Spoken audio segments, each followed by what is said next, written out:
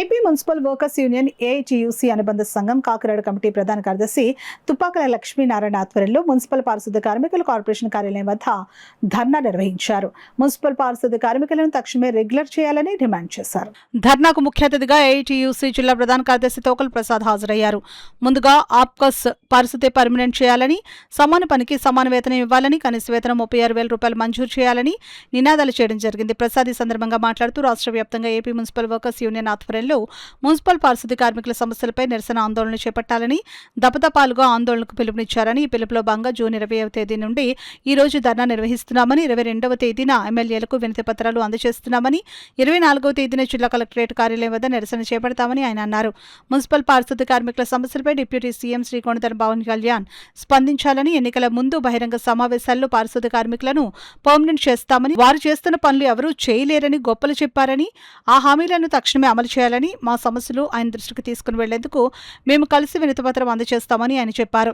ఈ రాష్ట్ర ప్రభుత్వం ప్రభుత్వ రంగ సంస్థలని ప్రైవేటీకరించేందుకు మొగ్గు చూపుతుందని, ప్రైవేటీకరణకు వ్యతిరేకంగా ఉద్యమిస్తామని, మున్సిపల్ పారిశుద్ధ కార్మికులకు అందరికీ ఇళ్ల స్థలాలు మంజూరు చేసి ప్రత్యేక కాలనీ నిర్మాణాలు ఏర్పాటు చేయాలని ఆయన అన్నారు.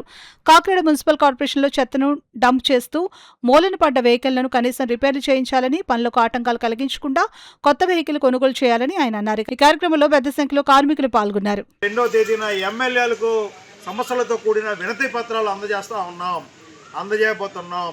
24వ తేదీన చెల్లో కలెక్టరేట్ కార్యాలయం వద్ద నిరసన ధర్నా చేస్తా ఉన్నాం.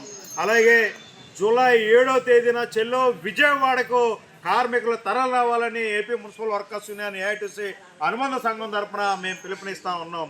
ఈ ప్రధానమైన డిమాండ్స్ పరిష్కరించాలని దఫదఫాల ఆందోళన అనేది కాకినాడలో నిర్వహిస్తూ ఉన్నాం.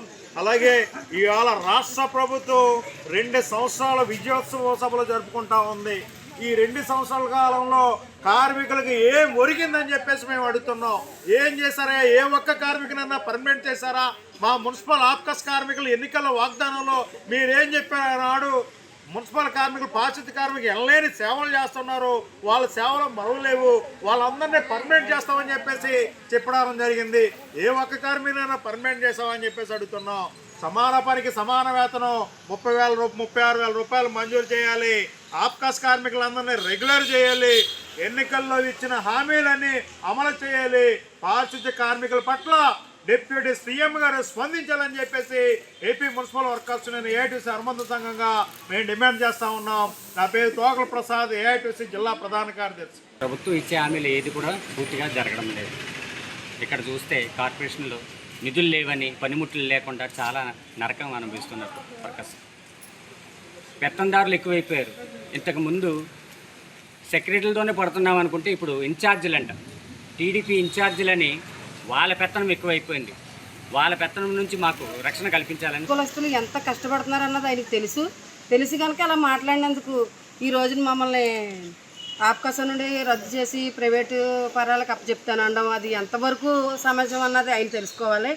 అలాగే మేము ఇప్పుడు 20 సంవత్సరాలుగా ఇందులో ఉన్నామండి. మేము 2,000 రూపాయల కానించి కూడా మేము పని చేసుకుంటూ వచ్చాము. కానీ ఇప్పుడు వచ్చేసరికి ప్రైవేట్ పరంగా అప్పచెప్పడం అనేది అసలు అది పద్ధతే కాదు, అది కరెక్ట్ కాదు అనేసి మేమందరం మా వర్కర్ల తరఫున కూడా నేను చెప్పడం జరుగుతుంది. అలాగే మాకు పర్మనెంట్ చేయాలని, ఆప్కాస్ వర్కర్ ప్రతి ఒక్కరిని పర్మనెంట్ చేయాలనేసి మేము కోరుతున్నామండి. మా యందు దయించి డిప్యూటీ సీఎం గారు కానీ, మన చంద్రబాబు నాయుడు సీఎం గారు కానీ ఎవరైనా సరే మా పారిశుద్ధ కార్మికులందు దయించి